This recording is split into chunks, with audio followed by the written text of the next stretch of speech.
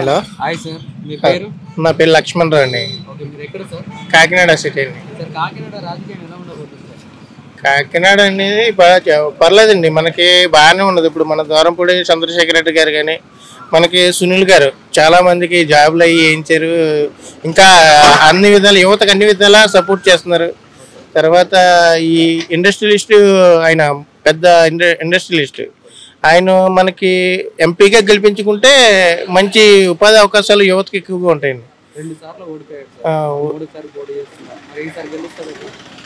ఖచ్చితంగా గెలుస్తారండి. ఎందుకంటే మామూలుగా ఆయన కాకినాడ ప్రత్యేకించి కాకినాడలో ఉండడానికి ప్రయత్నం చేస్తున్నారు. ఎందుకంటే ఇక్కడ మనకి ఎన్ఎఫ్సీలు అది తీసుకున్నారని మనకి ఒక ఇది ఉంది. అది కాకినాడలోనే ఉంటారని ఒక టాక్ అండి. జగన్ పథకాలు ఎలా ఉన్నాయి సార్? పర్లేదు సార్, పేదవాడికి అయితే చాలా బెనిఫిట్స్ ఉన్నాయండి. ఓకే సార్, చాలా బాగున్నాయి. ఇప్పుడు కాకినాడలో ఈ 5 ఏళ్లలో ఏమైనా అభివృద్ధి చెందింది? పర్లేదండి, 5 ఏళ్లలో మిగతా ఇప్పుడు ముందు గవర్నమెంట్ మనకేమీ ఇవ్వలేదు. నేను 15 సంవత్సరాలు, నా పెళ్ళయి 13 సంవత్సరాలు అవుతుంది. నాకు ఇడ్లీకి పెట్టుకుంటే రూపాయి కూడా రాలే. ₹1 ఇడ్లీకి పెట్టుకుంటే ఎవరు మనకు సహకరించలేదు, ఏ పథకం అందలేదు. మనకి జగన్ గారి ప్రభుత్వం వచ్చిన తర్వాత మా పిల్లలకి అమ్మఒడి వచ్చింది, తర్వాత నాకు హౌస్ వచ్చింది, ఇంకా మా మిస్సెస్కి కూడా చిన్న అంగన్వాడీలో జాబ్ కూడా వచ్చింది. అంటే ప్రతి అడిగిన నిష్పక్షపాతంగా రూపాయి కూడా కట్టలేము, నిష్పక్షపాతంగా నాకు జాబ్ వచ్చింది. నేను వాలంటీర్గా కూడా కొన్నాళ్ళు చేశాను. నాకు అన్ని విధాలుగా చూశారు, అందరికి ₹1 కూడా తీసుకోకుండా వాలంటీర్లు కూడా చాలా చక్కగా చేశారు. సునీల్ గారు ఎంత మెజార్టీతో గెలిపిద్దాం అనుకుంటున్నారు సార్?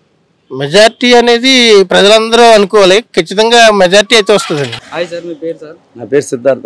ఓకే సార్, కాకినాడ రాజకీయం ఎలా ఉండబోతుంది సార్? ప్రజలు ఆల్రెడీ జగన్ గారు మళ్ళీ సీఎం కావాలి అని నిర్ణయించుకున్నారు. దానికి కారణాలు అనేకం. ఎందుకంటే కరోనా 2 సంవత్సరాలు వచ్చి ఆర్థికంగా ప్రజలు ప్లస్ ప్రభుత్వానికి కూడా ఆదాయం లేకపోయినా ఆయన ఈ ప్రభుత్వాన్ని చాలా గొప్పగా నడుపుకుంటూ వచ్చేది. రెండోది, కరోనా టైంలో కొన్ని వేల అంబులెన్స్లు ఒకేసారి ఓపెన్ చేసి ప్రజలకు పంపించడం అనేది అది రికార్డ్, అది ప్రపంచంలోని రికార్డ్. విదేశాల్లో ఉన్న కొంతమంది ప్రధానులు కూడా మన కేంద్ర ప్రభుత్వాన్ని అడగడం జరిగింది, ఇన్ని వాహనాలు ఒకేసారి అంబులెన్స్లు ఎలా సాధ్యమైందంటే ఆల్రెడీ ఆ సీఎం ముందుగానే అతను రెడీ అయ్యాడండి. కరోనా గురించి కాకపోయినా అంబులెన్స్ ఆల్రెడీ ఎక్కడికక్కడ రెడీ చేసుకున్నాడు, కరోనా టైంకి బాగా ఉపయోగపడ్డాయి అని చెప్పడం కూడా జరిగింది. రెండోది ఏంటంటే పథకాలు, ఏదైనా ఒక లబ్ధి అంటూ ప్రజలు వస్తుందంటే 10 ఆఫీసుల చుట్టూ తిరుగుతా 10 మంది నాయకులు దండాలు పెడతా పడిగాపులు కాచుకుంటూ ప్రజలు ఉండేవారు. ఆ చీకటి రోజులు జనం మర్చిపోయారు. ఎప్పుడైతే ఈ వారంటీ వ్యవస్థ వచ్చిందో ఆడొచ్చి మీకు అన్నీ అందేయమ్మా, మీకు ఏమైనా రావాలని అడిగి ఎక్కడైనా ఒకళ్ళు మిస్ అవుతే వాళ్ళ ఇంటికి వెళ్ళిపోయి వాళ్ళకి పని చేయడం అనేది ఒక కొత్త శకం స్టార్ట్ అయింది. ఇదంతా ఒక మార్పు అనమాట. గత కొన్ని సంవత్సరాలుగా లేనిది ఈ రాష్ట్రంలో ఈ మార్పు జనాలు బాగా ఆకర్షితులయ్యారు. దానివల్ల జగన్ గారు కావాలనుకుంటున్నారు.